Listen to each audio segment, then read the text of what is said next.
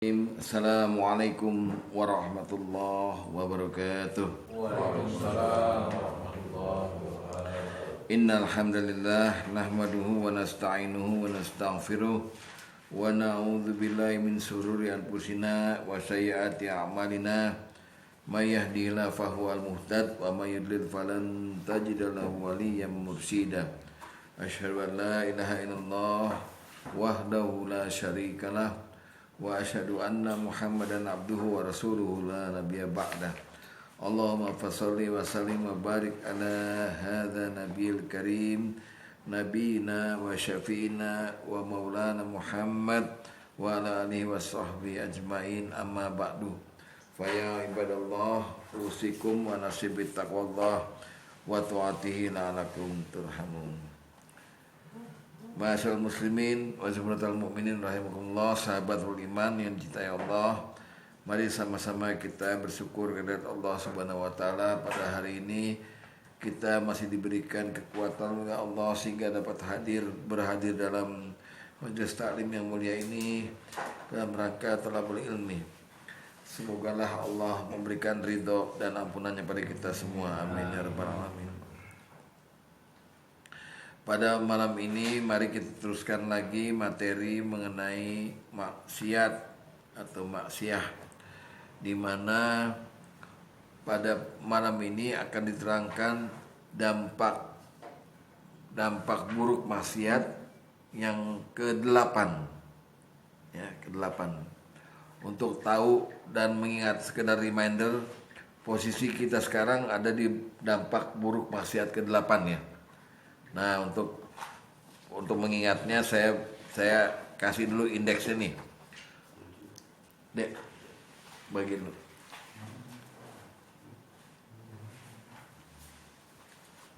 Ya.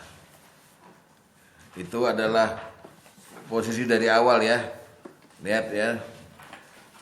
Saya udah rangkum tuh ceritanya ya.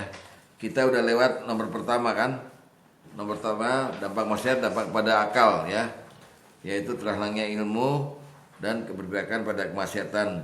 Dampak kedua, dampak pada rezeki, yaitu sempitnya rezeki dan istidraj. Dampak ketiga, dampak kepada hati, yaitu hati diberi jejak dosa, ya kan? Dan kerusakan hati.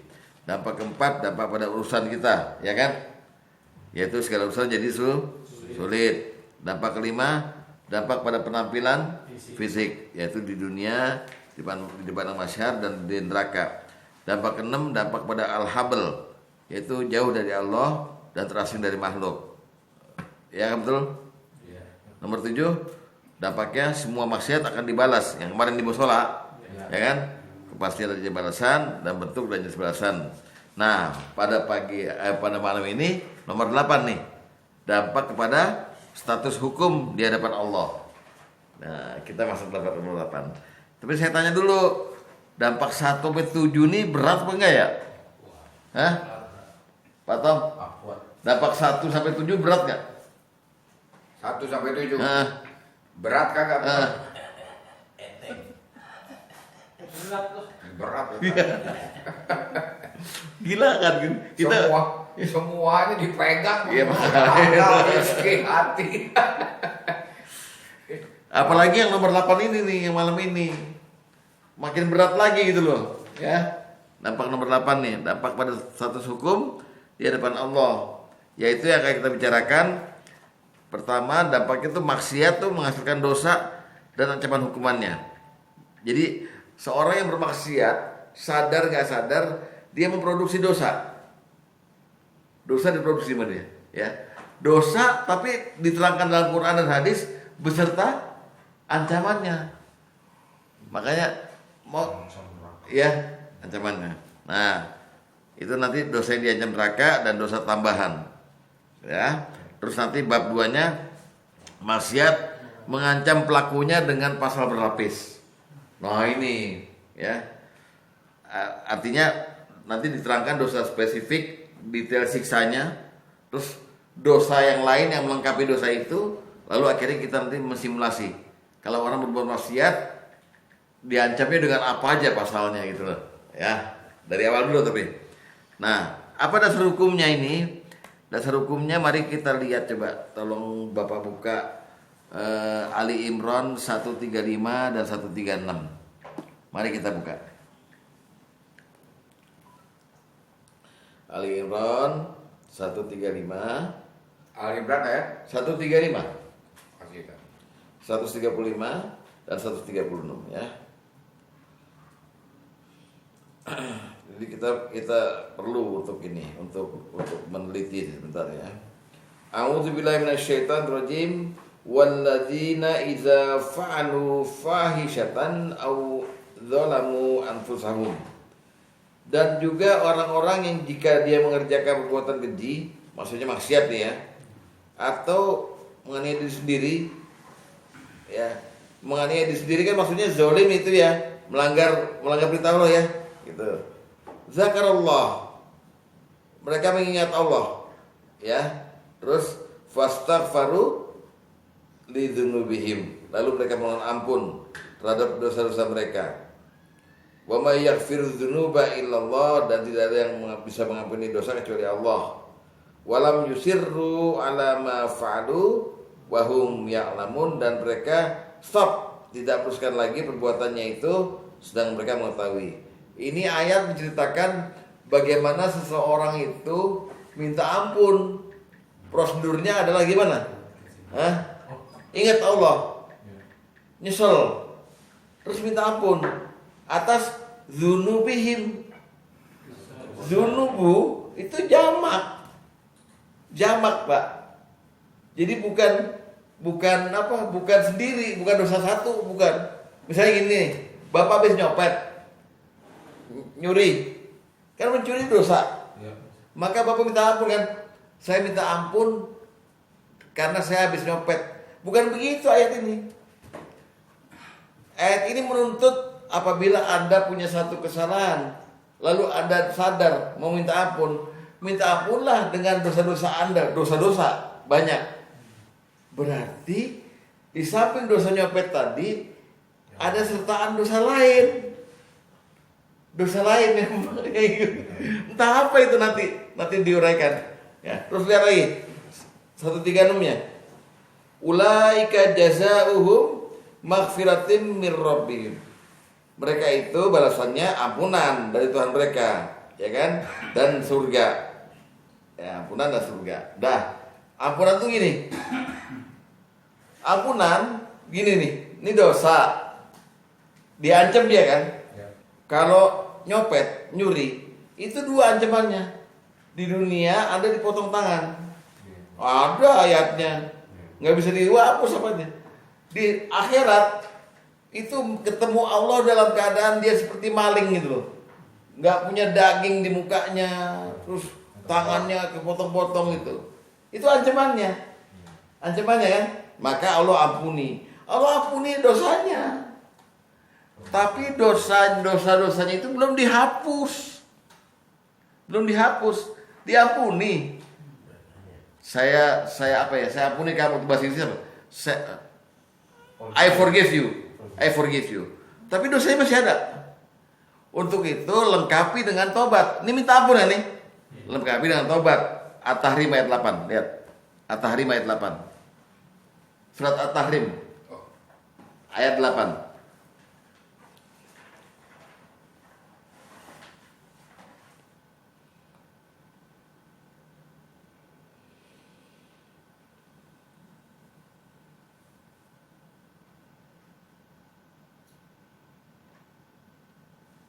Dah ya, udah ketemu ya. Oke. A'udzubillahi minasyaitonirrajim. Ya ayyuhalladzina amanu, wahai orang yang beriman, tubu ilallahi taubatan nasuha. Bertobatlah kamu dengan semurni-murninya, dengan taubatan nasuha. Lihat baik-baik. Asa rabbukum ayyukaffiru ankum sayiatikum. Mudah-mudahan Allah menghapus, menutupi apa? Ya, menghapus atau menutupi, bukan mengampuni di sini. Jadi tadi mengampuni kalau minta ampun istighfar. Anda tobat sekalian kembali pada Allah, nggak ngulangin lagi, maka Allah hapus. Tapi yang dihapus bukan satu dosa. Lihat tuh, baik-baik. Ya, yukafir ankum sayyiatikum. Dosa-dosamu, kesalahan-kesalahanmu. Jadi ada satu dosa maksiat, itu ada dosa dampingannya. Nah, inilah makanya dikenakan pasal berlapis. Dikenakan pasal berlapis karena selalu kalau Allah mengampuni seseorang atau menerima taubat, selalu Allah katakan, saya ampuni dosa-dosamu atau saya hapus dosa-dosamu. Padahal dia cuma minta ampun karena satu kesalahan, tapi dihapusnya banyak dosa. Tuh. Dan tadi Ali Imran 135 menuntut kalau bapak misalnya emang belum mau taubat, hanya minta ampun doang, dia menuntut bapak harus bilang, bapak minta ampun karena apa? Karena saya berzina, karena saya mabok, karena saya apa? Harus bilang. Menuntut itu. Maka Allah ampuni dosa-dosa itu kan gitu ya. Nah, tapi ingat, ketika Anda berzina, ketika Anda mencuri, ketika Anda minum, ada dosa lainnya selain dosa Anda minum. Dosa buang-buang harta, dosa makanan haram, dosa itu pokoknya digabung. Gini nih, logikanya gini. Saya polisi, Pak Tom naik motor, saya stop. Karena saya lihat Pak Tom lampunya malam hari nggak nyala. Kan nggak boleh kan? Undang-undangnya ada kan? Kalau lampu tuh mesti nyala. Maka saya bilang, Pak Tom, Anda saya tangkap, saya kena pasal nggak mempergunakan lampu di jalan malam hari. Oke, saya minta SIM-nya dulu. SIM-nya mana? Nggak bawa. Kesalahan kedua, SIM nggak bawa. SNK bodong 2 ketiga. Ya kan? Jadi tadinya saya cuma kenain kesalahannya di lampu, jadi banyak, berlapis pasalnya. Nggak bawa STNK, nggak bawa SIM, segala macam. Mau nyogok petugas misalnya gitu. Jadi banyak kan? Saya tanya bapak sekarang, kira-kira semua diproses gitu? Dikenakan pada Pak Tom nggak? Dikenakan semua kan? Nah, begitu juga misalnya gini, berzina. Bukan cuma bersinnya aja, tapi juga dia melanggar pasal mata nggak dijaga. Karena ada itu An-Nur ayat 30. Terus apa, berkhianat atau bohong ketika, semua itu adalah pasal berlapis yang dikenakan pada orang pelaku maksiat. Logikanya gitu. Jadi menghapusnya gampang dengan istighfar dan taubat sebetulnya. Tapi berapa banyak orang yang sempat istighfar atau taubat itu. Nah, makanya nanti kita bahas dari awal sekali bahwa kita ini terlalu terobsesi begini. Dalam gambaran orang muslim, ya, orang berbuat maksiat kena dosa neraka, selesai. Itu memang udah berat. Tapi bahkan Bapak harus tahu, kita lebih berat dari itu kalau berbuat maksiat. Ya, gambarannya soalnya cuma dosa neraka, istighfar. Enggak. Ternyata ada ancaman pasal berlapis. Baik. Analog tadi dan ya. Diampuni dan belum dihapus, kan begitu? Iya. Boleh nggak misalnya kita analogkan dengan polisi gitu? Iya. Kita ditangkap. Satu STNK kita jatuh tempo, belum bayar. Yaudah lo bayar minggu depan ya. Gue maafin sekarang. Tapi masih tercatat. Masih ada. Masih ada kesalahan. Ini kita perpanjang gitu loh. Sampai diselesaikan. Oke. Iya kan? Gitu loh. Jadi jangan main-main Pak sama istighfar sama tobat sama maksiat. Jangan belibet bahkan urusannya gitu loh. Itulah makanya ada hisapan yasiro, dihisap dengan mudah, dihisap dengan sulit, dikerjain sama malaikat. Di situ letaknya. Gara-gara satu kesalahan kita, ternyata kesalahan kita diikuti kesalahan lainnya gitu. Ya kita nggak tahu, melanggar pasal ini, melekat semua di kita gitu. Kan nggak mungkin malaikat bilang, ya udah deh, kamu yang paling berat aja deh, yang kenanya, yang ini saya maafin. Malaikat nggak ada hak begitu. Gitu. Semua. Ya, kalau belum dihapus malaikat aja. Balikannya pengacara bisa pakai ayat ini dan mengurangi hukuman gitu. Iya, begitu. Logikanya ya, logisnya. Rasanya berarti kalau diampuni belum dihapus. Iya. Belum dihapus. Tapi kalau memang mau dihapuskan, Pasti diampunin. Orang yang bertobat udah pasti dia dihapus dosanya dan dihapus. Diampuni dan dihapus sudah gitu. Gitu. Kira-kira yang pertama ayat tadi itu diampunin. Diampunin. Dihapus. Belum dihapus. Itu jedah apa yang kita dapat tuh di situ? Apa aja maksudnya? Jedah apa yang kita dapat dari Allah gitu. Katakan kita belum melapor nih ke Samsat memperpanjang STNK, tapi dikasih jalan. Silakan kasih jeda nih mau polisi nih. Iya. Pulang. Nah, ayat pertama itu kita apa dikasih jeda sama Allah? Kasih keringanan apa gitu kasarnya? Ya mungkin balik lagi, kan ada hadis tuh. Ya Pak Ustadz mungkin tahu hadis itu. Kalau orang berbuat maksiat, kesalahan atau dosa, Allah masih tunggu dia bertobat 6 saat, 6 jam. Kalaupun dia nanti 6 jam itu belum bertobat, Allah catat 1, nggak dihapus kan? 1. 6 jam? Iya, 6 saat. Artinya 6 jam. itu begitu murahnya, jedanya itu begitu murahnya Allah ngasih kesempatan, mikir gitu. Begitu begitu dia minta ampun, tapi minta ampunnya setengah biasa kan, besok masih pengen lagi, tapi minta ampun, ya Allah ampuni, oke saya ampuni. Begitu dia balik ke Allah, dia tobat udah nggak mau lagi, maka Allah hapus. Gitu. Ini jangan main Pak, berat ini ya. Nah makanya kita sekarang tolong dihapus aja yang kedua aja tapi apa? Tobatan nasuha. Iya langsung. Tapi berapa banyak orang yang mau nasuha? Ya kan? Kan Allah Maha tahu Pak Haji. Kalau memang dia setengah-setengah ampunannya, besok mau berbuat lagi deh. Iya. Allah kan Maha tahu. Iya. Apakah itu termasuk enggak dihapus itu? Makanya gini, Allah itu selain punya sifat Ghafur, dia sandang dengan Rohim. Ghafur Rohim, dia sayang sama orang yang minta ampun. Gua ampuni, tenang aja. Pak Allah tahu dia mau berbuat lagi, nggak apa-apa. Husnuzon Allah. Iya. Allah tahu. Padahal tahu niatnya sebenarnya besok mau lagi. Iya. Bahkan ada ciri-ciri orangnya itu seperti orang munafik yang benar-benar setengah-setengah ampunannya. Dia ampuni. Ya Allah tahu sih. Nggak ada masalah ya. Nah, itulah baiknya Allah ya. Allah tuh sebenarnya kalau udah bikin peraturan, Allah nggak mau langgar sendiri.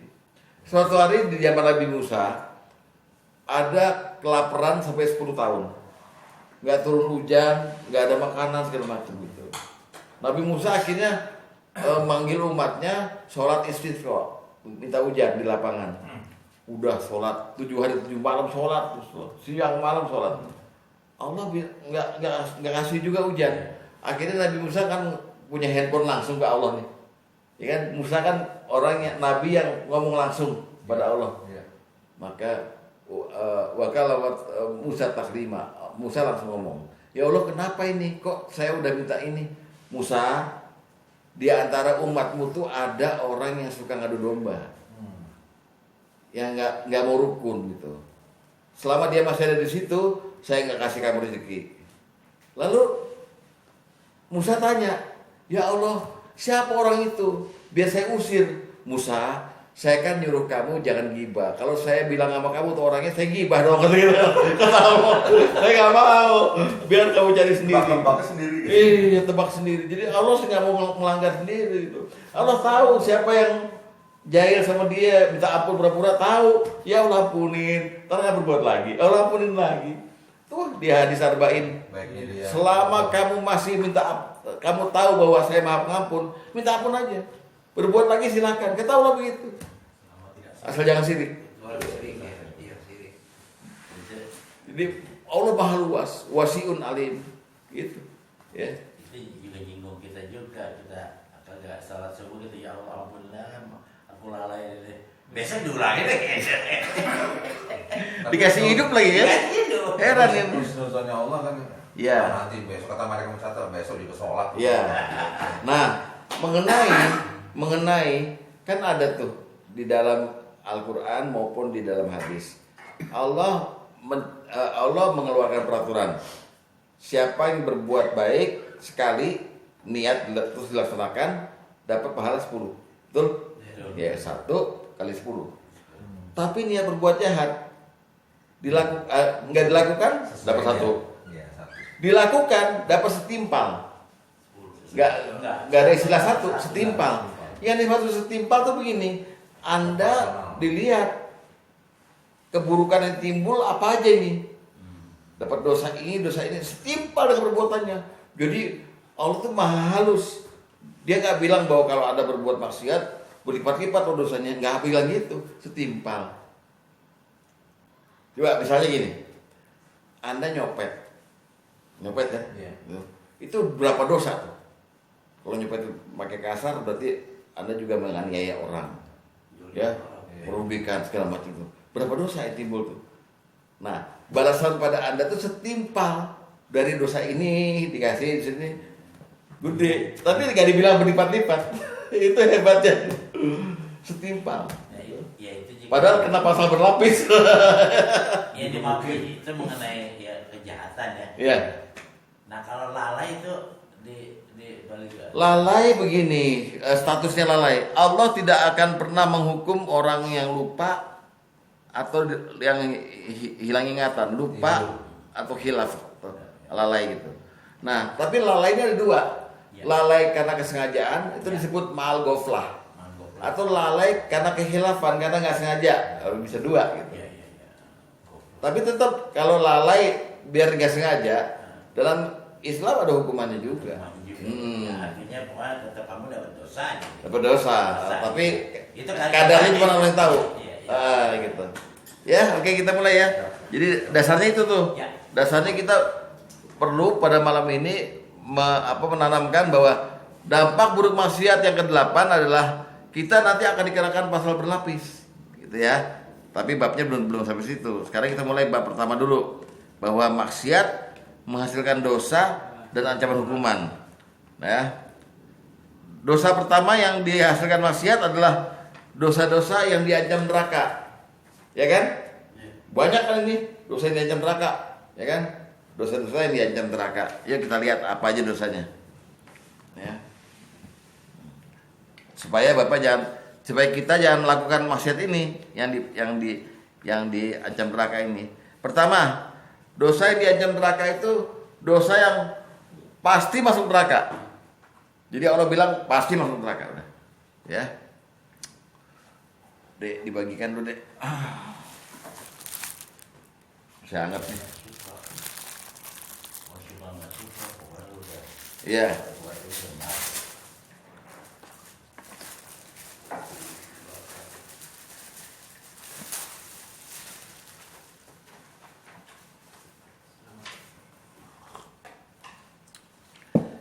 Coba hadis nomor 1 itu orang pasti masuk neraka tuh.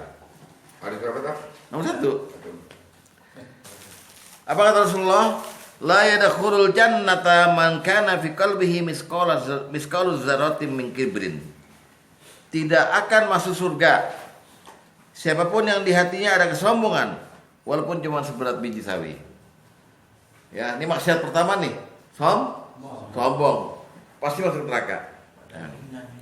Nanti kita tahu nih, ternyata orang sombong itu masuk neraka. Di nerakanya itu nggak cuma disiksa karena kesombongannya, tapi karena ada dosa lain yang menyertai kesombongannya. Itu ntar ya. Jadi berlapis dikenanya nih. Ntar dulu. Yang kedua sekarang dosa yang yang diancam neraka adalah dosa yang diancam neraka tanpa hisab. Jadi dosa-dosa yang udah diancam masuk neraka tanpa hisab, nggak perlu dihisab lagi, langsung masuk. Hadis nomor 2.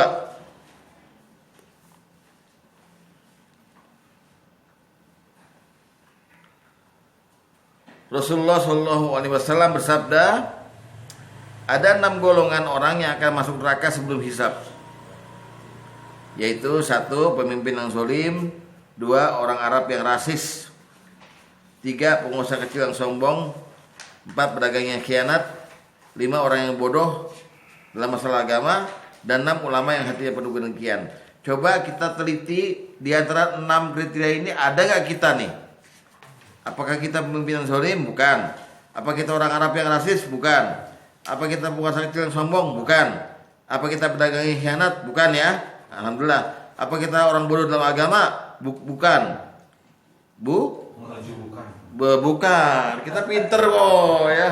Kan menuju pintar, kan lagi belajar. Bodoh itu maksiat loh. Bodoh itu maksiat. Kan lagi belajar nih. Apalagi bodohnya itu disengaja, disistematis. Jadi disediakan pengajian nggak mau ngaji, nah itu bodoh. Itu gawat itu. Ya. Terus yang keenam, ulama yang hatinya penuh kedengkian. Ini adalah golongan yang diancam neraka tanpa hisab. Terus dosa yang masuk neraka juga, orang-orang yang diancam neraka jahanam. Dosa yang diancam neraka jahanam. Dosa yang diancam neraka jahanam. Ini ada dua. Pertama, ada orang yang cinta dunia lupa akhirat. Jadi senangnya sama dunia, jagonya dunia, sama akhirat lupa nih. Itu pasti neraka jahanam. Nah, jangan-jangan nih kita juga nih cinta dunia lupa akhirat. Hati-hati ya. Buka surat Al-Isra ayat 18. Surat 17 ayat 18.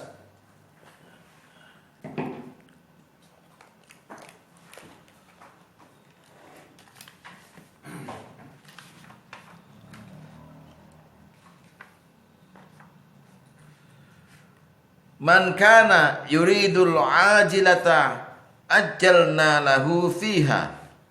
Barang siapa yang menghendaki kehidupan sekarang, maka kami segerakan baginya di dunia itu manasya, apa yang kami kehendaki, liman nuridu, bagi orang yang kami kehendaki.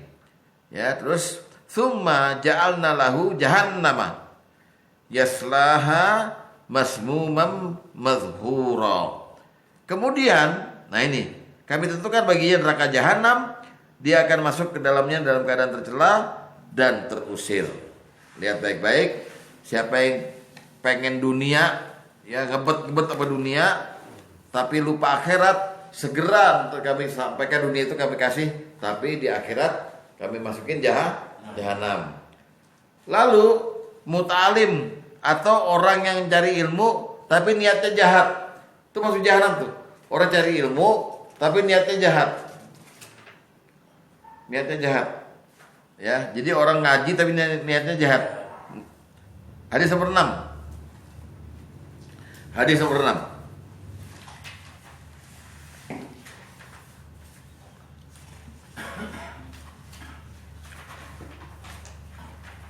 Dari Abu Hurairah, dia berkata, Rasulullah SAW bersabda, barang siapa pelajari ilmu dengan motif untuk mendebat ulama, merendahkan orang bodoh, serta memalingkan perhatian manusia kepadanya, adkhalahullahu jahannam, maka Allah akan masukkan dia dalam neraka jahanam.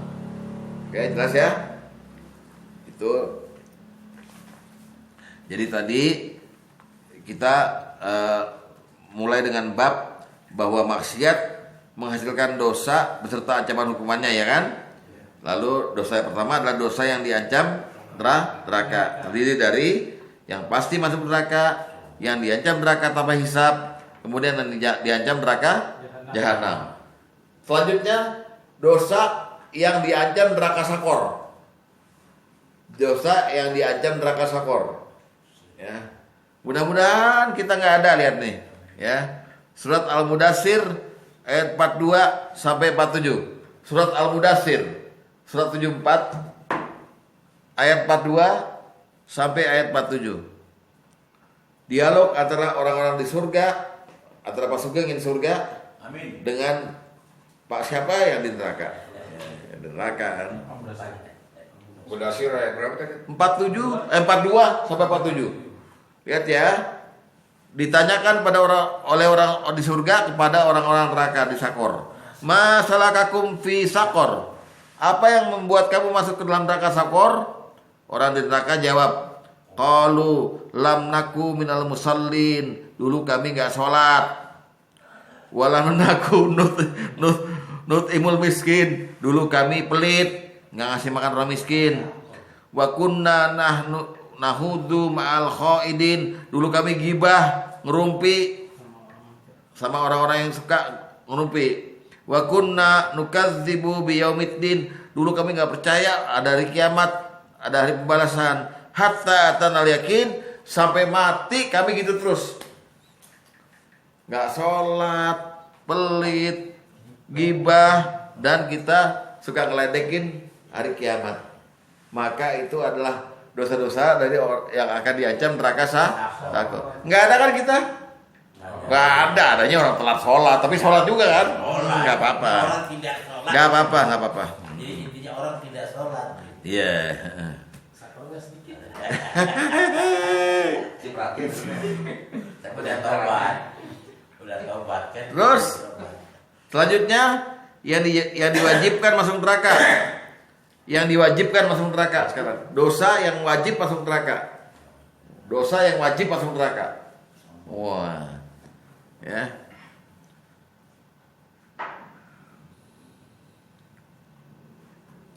Hadis nomor 11.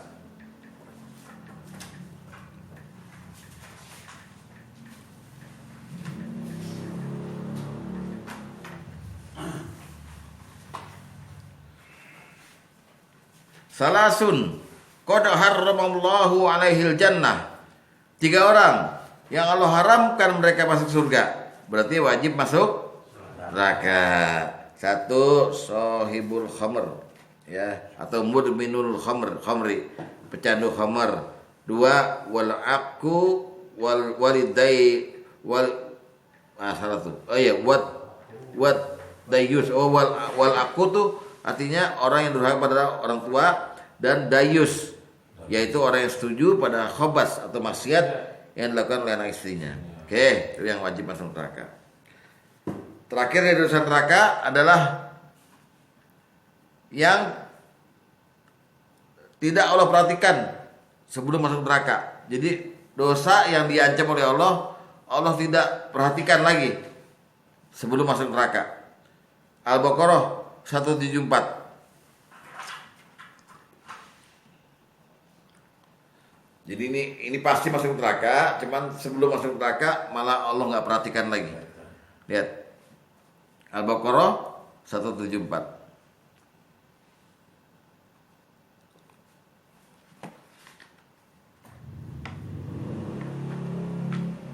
Oke. Innal ladzina yaktumuna ma anzalallahu minal kitabi wa yastaruna bihi samanan qalilan ulaika ma yakuluna fi butunihim illan nar. Sungguhnya orang-orang yang menyembunyikan apa yang telah diturunkan Allah, yaitu kitab, dan menjualnya dengan harga yang sedikit atau murah, mereka itu sebenarnya tidak memakan atau menelan dalam perutnya melainkan api. Wala yukallimuhumullahu yaumal qiyamah,